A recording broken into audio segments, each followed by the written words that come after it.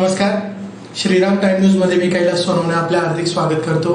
सुरुवातीला पाहूया 24 तासातील ताज्या घडामोडी.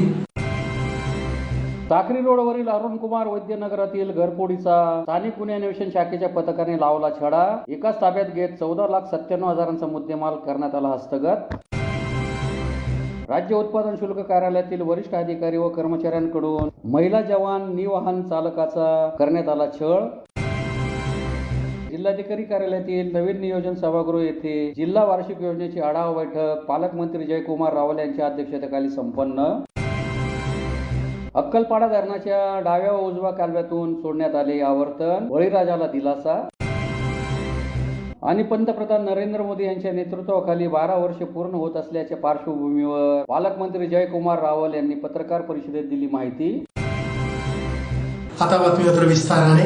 धुळे शहरातील साक्री रोडवरील अरुणकुमार वैद्य नगरातील घरफोडीचा स्थानिक गुन्हे अन्वेषण शाखेच्या पथकाने मोठ्या शिताफीने छडा लावला असून या गुन्ह्यातील म्होरक्या हा बंगल्यात प्लंबिंग करणारा प्लंबर निघाला आहे. त्यास अटक करून त्याच्याकडून 14,97,000चा मुद्देमाल हस्तगत करण्यात आला आहे. धुळे शहरातील साक्री रोडवरील अरुणकुमार वैद्य नगरातील घरफोडीचा स्थानिक गुन्हे अन्वेषण शाखेच्या पथकाने छडा लावला असून घराच्या नूतनीकरणाचे काम करणाऱ्या एका प्लंबरने विश्वासाला तडा देत ज्या घरात काम केले तिथेच आपल्या साथीदारांच्या मदतीने घरफोडी केल्याचा धक्कादायक प्रकार उघडकीस आला आहे. या गुन्ह्यातील मुख्य आरोपीला अटक करून त्याच्याकडून तब्बल 14,97,700 रुपये किमतीचा मुद्देमाल हस्तगत करण्यात आला आहे. याबाबत अधिक माहिती अशी की शहरातील साक्री रोडवरील अरुणकुमार वैद्यनगर झुलेलाल सोसायटी जवळ राहणारे राम मोहनलाल हरवानी यांच्या घराचे सध्या नूतनीकरणाचे काम सुरू आहे. दिनांक 31 मे रोजी सायंकाळी नेहमीप्रमाणे काम आटपून मजूर घेऊन गेले. मात्र त्याच रात्री किंवा दुसऱ्या दिवशी दिनांक 1 जून अज्ञात चोरट्यांनी घरात प्रवेश करून लाखोंचे दागिने आणि ऐवज लंपास केला. या प्रकरणी धुळे शहर पोलीस ठाण्यात गुन्हा दाखल करण्यात आला होता. धुळे शहर पोलिसांसोबतच स्थानिक गुन्हे अन्वेषण शाखेचे पथकही या गुन्ह्याचा समांतर तपास करत होते. दिनांक 10 जून रोजी स्थानिक गुन्हे अन्वेषण शाखेचे पोलीस निरीक्षक अभिजित सोनवणे यांना गुप्त बातमीदाराकडून खात्रीशीर माहिती मिळाली की हा गुन्हा राजेश उर्फ भटू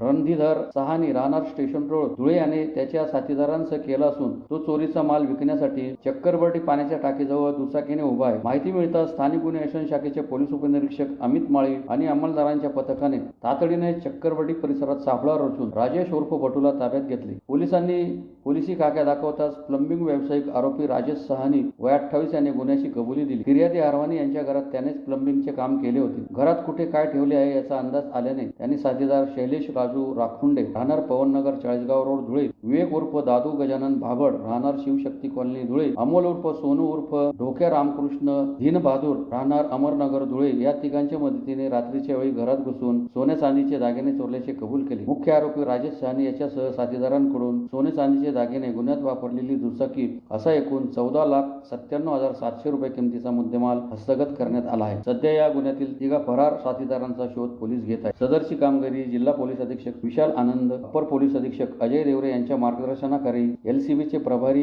पोलीस निरीक्षक अभिजित सोनवणे, नामदेव सहारे, अमित माळी, मच्छिंद्र पाटील, हेमंत बोरसे, दिनेश परदेशी, योगेश चव्हाण, प्रल्हाद वाघ, प्रकाश सोनार, आशिष कुमार वानखेडे, हर्षल चौधरी आदींनी केली. धुळे येथील राज्य उत्पादन शुल्क कार्यालयातील वरिष्ठ अधिकारी व कर्मचाऱ्यांकडून कामाच्या ठिकाणी होणाऱ्या लैंगिक अत्याचार, शारीरिक व मानसिक पिळवणुकीबाबत जवानी वाहन चालक भाग्यश्री ज्ञानेश्वर पाटील यांनी पालकमंत्री जयकुमार रावल यांना निवेदन दिले आहे. धुळे येथील राज्य उत्पादन शुल्क कार्यालयातील वरिष्ठ अधिकारी व कर्मचाऱ्यांकडून कामाच्या ठिकाणी होणाऱ्या लैंगिक अत्याचार, शारीरिक व मानसिक पिळवणुकीबाबत जवानी वाहन चालक भाग्यश्री ज्ञानेश्वर पाटील यांनी पालकमंत्री जयकुमार रावल यांना निवेदन दिले आहे. निवेदनात म्हटले आहे की धुळे येथील कार्यालयाअंतर्गत जवानी वाहन चालक पदावर मागील 1 वर्ष 5 महिन्यांपासून मी कर्तव्य बजावत आहे. माझ्याकडे निरीक्षक राज्य उत्पादन शुल्क धुळे येथील कर्तव्य बजावणीची जबाबदारी देण्यात आली होती. मी कार्यालयात काम करत असताना तसेच प्रत्यक्षात फील्डवर काम करताना आपल्याच विभागातील वरिष्ठ अधिकारी व कर्मचाऱ्यांच्या लैंगिक व मानसिक अत्याचाराला पीठ सातत्याने सामोरे जात होती. दिनांक 30/12/2025 रोजी धुळे येथे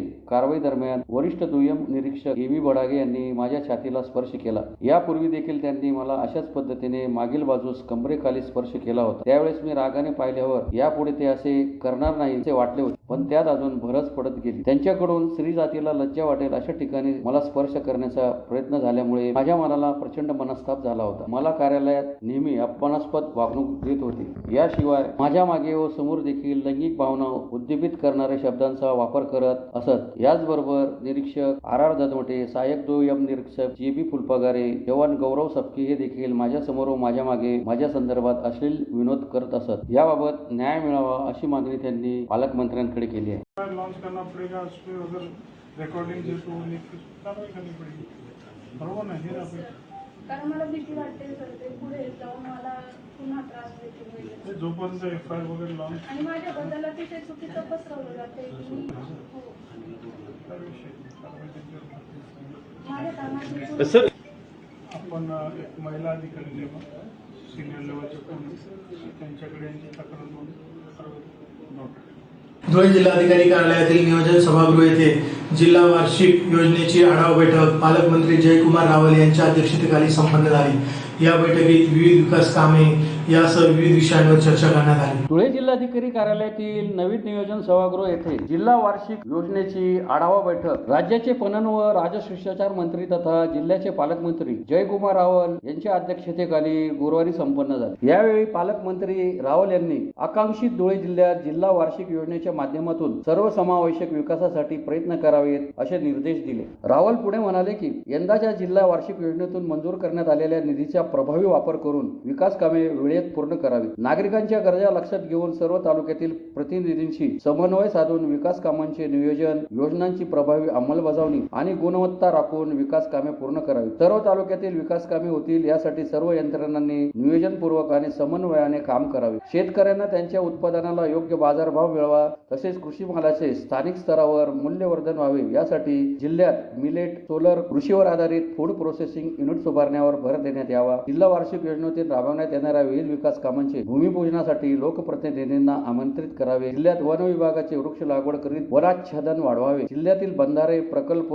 धरणामधील गाळ काढण्यात यावा. नवीन शाळांचे बांधकाम करताना स्वच्छतागृह, पिण्याचे पाणी अशा मूलभूत सुविधा उपलब्ध करून द्याव्यात. प्रत्येक तालुक्यात वीज प्रतिबंधक यंत्रे बसवण्यात यावेत. पुनर्वसित गावांचे प्रश्न सोडवण्यासाठी नियमित आढावा घेण्यात यावा. तालुका स्तरावर समन्वय समितीची बैठक घेण्यात यावी. संपूर्ण जिल्ह्यात संपूर्ण जिल्ह्यात वन पर्यटन विकास, इको टुरिझमचे कामे करावीत. सर्व शासकीय कार्यालय, शाळा, आश्रमशाळा, प्राथमिक आरोग्य केंद्र येथे सौर संयंत्र बसवण्यात यावे असेही निर्देश पालकमंत्र्यांनी दिले. यावेळी खासदार डॉक्टर शोभा बच्छाव, आमदार अमरीश पटेल, आमदार काशीराम पावरा, आमदार मंजुळा गावित यांनी विविध विषयांच्या चर्चेत सहभाग घेऊन विविध सूचना केल्या. या बैठकीत 22 जानेवारी 2026 रोजी झालेल्या बैठकीच्या इतिवृत्तास मान्यता, जिल्हा वार्षिक योजना सन 2025-26 मध्ये झालेल्या खर्चास मान्यता देणे, तसेच जिल्हा वार्षिक योजना मार्च 2026 अखेर खर्चास मान्यता देण्यात येणे, जिल्हा वार्षिक योजना सन 2026-27 च्या खर्चाचे नियोजनावर चर्चा करण्यात आली. यावेळी खासदार डॉक्टर शोभा बच्छाव, आमदार अमरीशभाई पटेल, आमदार काशीराम पावरा, आमदार मंजुळा गावित, जिल्हा नियोजन समितीच्या सदस्य सचिव तथा जिल्हाधिकारी भाग्यश्री विस्पुते, जिल्हा परिषदेचे मुख्य कार्यकारी अधिकारी बाबासाहेब बेलदार, पोलीस अधीक्षक विशाल आनंद, महानगरपालिका आयुक्त नितीन कापडणीस, अप्पर जिल्हाधिकारी सुभाष बोरकर, निवासी उपजिल्हाधिकारी शरद पवार, जिल्हा नियोजन अधिकारी सुनील सोनार, सहाय्यक नियोजन अधिकारी संतोष वानखेडे, एकात्मिक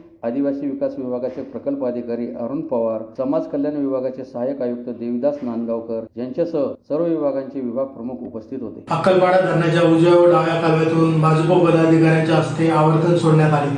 आमदार राघवेंद्र बदाने यांच्या प्रयत्नामुळे आवर्तन सोडण्यात आल्याने बळीराजाला दिलासा मिळाला आहे. सध्या मान्सून काहीसा लांबणीवर पडल्याचे चित्र आहे. बळीराजाचे डोळे आभाळाकडे लागले आहेत. उन्हाचा वाढता तडाखा आहे. गुराढोरांच्या पाण्याचा प्रश्न गंभीर होत चालला आहे. कापूस व मका लागवडीची झालेली सुरुवात लक्षात घेता परिसरातील नागरिकांनी अक्कलपाडा धरणाच्या डाव्या व उजव्या कालव्यात आवर्तन सोडण्याची मागणी केली होती. यासाठी आमदार राघवेंद्र बदाने यांनी सातत्याने जिल्हाधिकारी व पाटबंधारे विभागाकडे समन्वय साधून पाणी सोडण्याची मागणी केली होती. योग्य वेळी आवर्तन सोडण्याचे जिल्हाधिकाऱ्यांनी निर्देश दिले. त्यानुसार भाजप पदाधिकाऱ्यांच्या हस्ते आवर्तन सोडण्यात आले. या प्रसंगी भाजपचे जिल्हा सरचिटणीस बाळासाहेब बदाने, माजी कृषी सभापती अरविंद जाधव, जिल्हा उपाध्यक्ष देवेंद्र पाटील, जिल्हा परिषदेचे माजी सदस्य शंकरराव खलाने, जिल्हा उपाध्यक्ष अशोक सुडके, मंडळ अध्यक्ष छोटू मासुळे, शरद पाटील, पाटबंधारे विभागाचे शाखा अभियंता मयुरी सूर्यवंशी, कालवा निरीक्षक सतीश ऐरे, कृष्णा खताळ, भैया गोयकर, शालिक गोयकर, भाऊसाहेब खताळ, रमेश कारंडे, गंगाराम महानर, मोतीराम खताळ, सतीश पाटील, अर्जुन गायकवाड, सदी पगारे, रावसाहेब ऐरे, सोमेश्वर खलाने, दिनेश बदाने, दाभाडे, आरडी माळी, सुरेश सोनवणे, वसंत बोरशे, नवल पाटील, समाधान पाटील, भीमा गोयकर, श्रीराम मासुळे,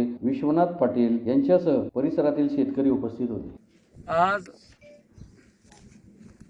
धुळ्याचे जिल्हाधिकारी यांच्या सूचनेवरून अक्कलपाड्याच्या डाव्या आणि उजव्या कालव्याच्या दोनही वितरिकांना आज भारतीय जनता पार्टीच्या प्रमुख नेत्यांच्या उपस्थितीमध्ये पाणी सोडण्यात आले.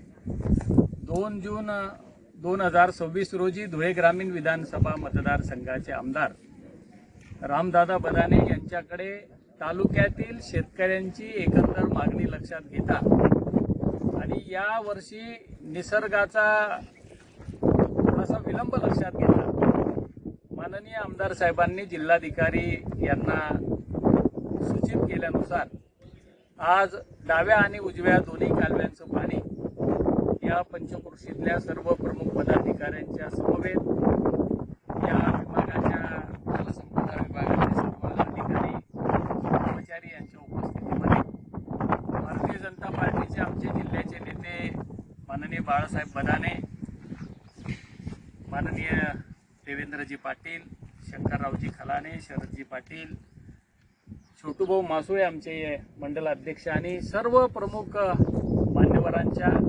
उपस्थितीमध्ये शेतकरी बांधवांना दिलासा देणारा हा जो महत्त्वाचा विषय आहे. कारण मान्सून थोडासा लांबणीवर पडल्याच्या नंतर बळीराजाच्या सगळ्या घटना आकाशाकडे भिडलेल्या आहेत आणि अशा परिस्थितीमध्ये बळीराजाला थोडं समाधान देण्यासाठी किंवा सुरुवातीची लागवड यशस्वी होण्यासाठी धुळे ग्रामीण विधानसभा मतदारसंघाचे आमदार, जिल्ह्याचे पालकमंत्री नामदार जयकुमार रावल साहेब यांच्या सर्वांच्या संयुक्त प्रयत्नांनी जिल्हाधिकारी यांनी हा विषय मनावर घेतला आणि आज सर्व शेतकऱ्यांना दिलासा देणारा पाणी आज डाव्या आणि उजव्या दोन्ही कालव्यातून सोडण्यात आलं. या डाव्या आणि उजव्या कालव्यामध्ये साधारणतः 6 सेंटीमीटर लेवलप्रमाणे दररोज 40 क्युसियस पाणी हे दोन्ही कालव्यांमधून एक समप्रमाणामध्ये या ठिकाणी सोडण्यात आलेलं आहे. निश्चितपणाने शेवटच्या शेतकऱ्या, आता इथे जी मोठ्या प्रमाणावर चर्चा सुरू आहे की शेवटच्या शेतकऱ्यांना त्याचा लाभ होईल का, जवळच्या शेतकऱ्यांना त्याचा लाभ होईल का, तर तालुक्यातील लाभक क्षेत्रामध्ये येणाऱ्या सर्व गावातील शेतकऱ्यांना याचा निश्चितपणाने लाभ होईल आणि म्हणून शेतकरी बांधवांमध्ये सुद्धा एक समाधानाचं, आनंदाचं वातावरण आहे. आपण सगळेजण मिळून वरुण राजाला प्रार्थना करूया की हे तर पाणी आम्हाला दिलासा देणारं आहेच आहे, पण एक चांगलं पर्जन्यमान, चांगला पाऊस या ठिकाणी आमच्या महाराष्ट्रामध्ये, देशामध्ये चांगला एकदा पाऊस होऊन जाऊ दे आणि शेतकरी राजाला सुखी संपन्न करू दे, अशा प्रकारची पंढरीच्या विठ्ठलरायाच्या चरणी आपण सगळेजण प्रार्थना करूया. पंतप्रधान नरेंद्र मोदी यांच्या नेतृत्वाखाली 12 वर्ष पूर्ण होत असून या पार्श्वभूमीवर धुळे शहरातील चाळीसगाव रोडवरील भाजपच्या जिल्हा कार्यालयात पत्रकार परिषद घेऊन राज्याचे पणन व राष्ट्रसंचार मंत्री तथा पालकमंत्री जयकुमार रावल यांनी संवाद साधला. पंतप्रधान नरेंद्र मोदी यांच्या नेतृत्वाखाली एनडीए सरकारला 12 वर्षे पूर्ण होत असून या पार्श्वभूमीवर धुळे शहरातील चाळीसगाव रोडवरील भाजपच्या जिल्हा कार्यालयात पत्रकार परिषद घेऊन राज्याचे पणन व राजशिष्टाचार मंत्री तथा पालकमंत्री जयकुमार रावल यांनी संवाद साधला. देशातील जनतेने गेल्या 12 वर्षात वारंवार हे सिद्ध केले आहे की जेव्हा निर्णय राष्ट्रहितासाठी घेतले जातात, जेव्हा सरकार सेवेचे माध्यम बनते, तेव्हा जनता त्या सरकारला साथही देते आणि त्या सरकारवर विश्वासही व्यक्त करते. पंतप्रधान नरेंद्र मोदी यांच्या नेतृत्वाखालील गेल्या 12 वर्षाचा प्रवास पाहता तेव्हापासून भारताची जनता आणि नरेंद्र मोदी यांच्यात निर्माण झालेल्या विश्वासाच्या अटूट नात्याची कहाणी उलगडते. या विश्वासामुळे देशाची दिशा आणि दशा दोन्ही बदलून टाकली आहे. मोदी सरकारवरील जनतेचा विश्वास एकाएकी निर्माण झालेला नाही. मोदी सरकारने कठीण काळात घेतलेले निर्णय, राष्ट्रहित सर्वोपरी हे धोरण आणि जनतेशी थेट संवाद यामुळे निर्माण झाला आहे. आज भारतातील तरुणांना विश्वास वाटतो की देश पुढे जात आहे. महिलांना विश्वास आहे की राष्ट्र उभारणीत त्यांचा सहभाग महत्वपूर्ण आहे. शेतकऱ्यांचा आवाजही दिल्लीपर्यंत पोहोचत आहे. असा विश्वास शेतकरी शेतकऱ्यांना वाटू लागला आहे. याच विश्वासाचा परिणाम आहे की भारतीय जनता पक्षाच्या नेतृत्वाखालील एनडीए देशातील 22 राज्य आणि केंद्रशासित प्रदेशांमध्ये जनतेची सेवा करत आहे. हा केवळ राजकीय विस्तार नाही तर जनतेच्या विश्वासाचे प्रतीक आहे. 2014 मध्ये देशातील जनतेने पहिल्यांदा नरेंद्र मोदीजींना आशीर्वाद देऊन देशसेवेची संधी दिली. मोदीजींनी जनतेचा हा विश्वास आपल्या परिश्रमाने सार्थ ठरवला आहे. भारतीय जनता पक्षाची सर्वात मोठी ताकद म्हणजे करोडो कार्यकर्त्यांचे समर्पण आणि जनतेचा विश्वास आहे. 2019च्या निवडणुकीमध्ये जनतेचा मोदींवरील विश्वास आणखी मजबूत झाल्याचे दिसले. जनतेने 2014च्या निवडणुकीपेक्षाही मोठा जनादेश दिला. देशाची जनता केवळ आश्वासने नाही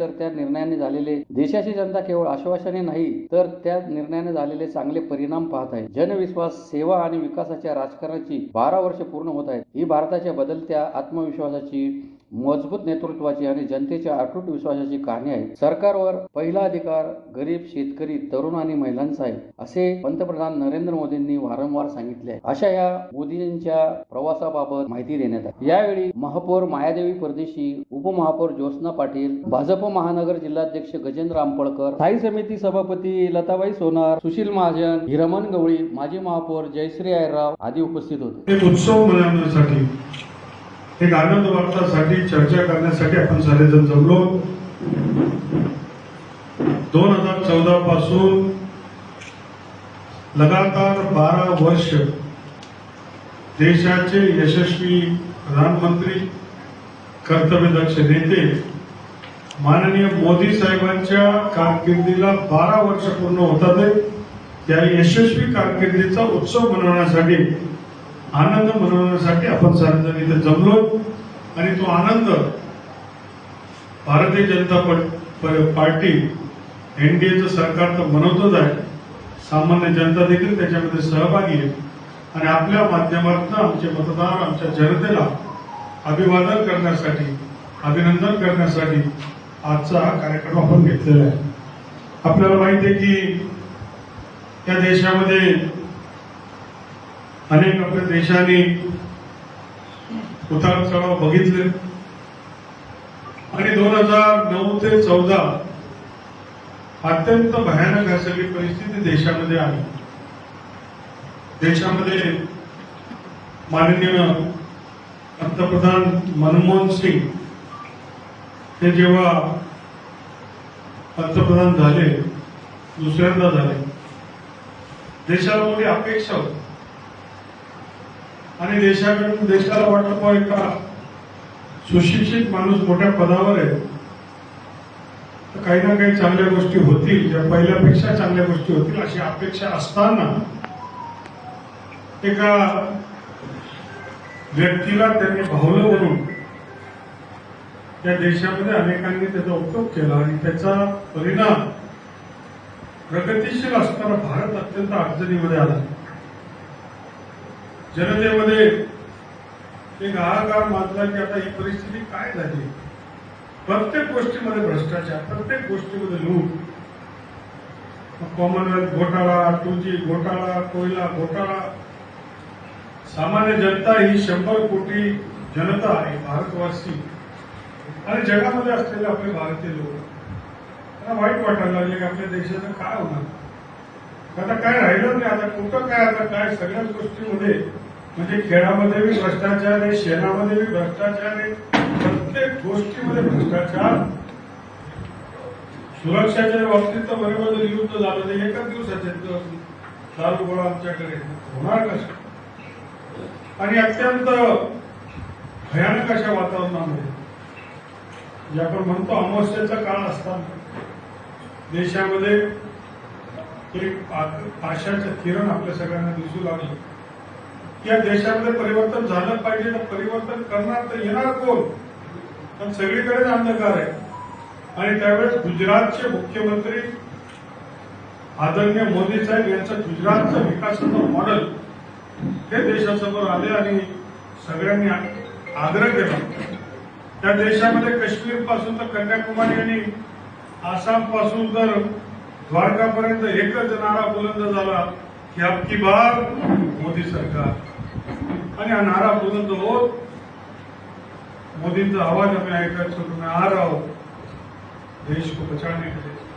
आणि म्हणून गंगाच्या पवित्र काठावर असणाऱ्या बनारस मतदारसंघामध्ये निवडून माननीय मोदी साहेब हे खासदार पहिल्यांदाच खासदार बी बनले आणि देशाचे पंतप्रधान बनले. बरेच हे जे लुटेनच्या दिल्लीच्या एरियामध्ये बसलेले लोक होते यांना काय जमणार. आम्हाला सगळं माहिती असं तत्वज्ञानाचं काही लोकांच्या याच्यात. पण याच्याबरोबर त्यांनी आपल्या या पार्लमेंटचं पायऱ्यावर जात असताना पहिले आपलं डोकं पायऱ्यावर ठेवलं आणि देवाला प्रार्थना करून संविधानाला अभिवादन करून मला माझ्या देशाची सेवा करण्याची संधी द्या अशा प्रकारची प्रार्थना आपण सगळ्यांनी केली.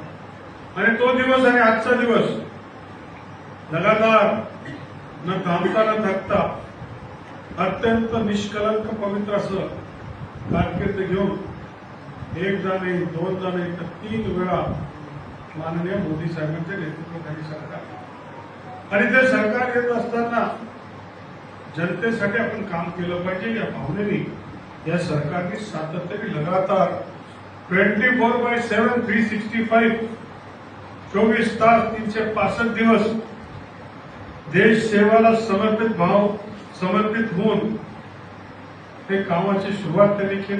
पुन्हा एक नजर ठळक घडामोडींवर. साक्री रोडवरील अरुण कुमार वैद्य नगरातील घरफोडीचा स्थानिक गुन्हे अन्वेषण शाखेच्या पथकाने लावला छडा. एकाच ताब्यात घेत 14,97,000चा मुद्देमाल करण्यात आला हस्तगत. राज्य उत्पादन शुल्क कार्यालयातील वरिष्ठ अधिकारी व कर्मचाऱ्यांकडून महिला जवान निवाहन चालकाचा करण्यात आला छळ. जिल्हाधिकारी कार्यालयातील नवीन नियोजन सभागृह येथे जिल्हा वार्षिक योजनेची आढावा बैठक पालकमंत्री जयकुमार रावल यांच्या अध्यक्षतेखाली संपन्न. अक्कलपाडा धरणाच्या डाव्या व उजव्या कालव्यातून सोडण्यात आले आवर्तन, बळीराजाला दिलासा. आणि पंतप्रधान नरेंद्र मोदी यांच्या नेतृत्वाखाली 12 वर्षे पूर्ण होत असल्याच्या पार्श्वभूमीवर पालकमंत्री जयकुमार रावल यांनी पत्रकार परिषदेत दिली माहिती. याचबरोबर श्रीराम टाइम न्यूजच्या बातम्या तर संपले. दिवसभरातील ताज्या घडामोडींसाठी पाहत राहा श्रीराम टाइम न्यूज. भेटूया पुढील प्रसारणात. तोपर्यंत नमस्कार.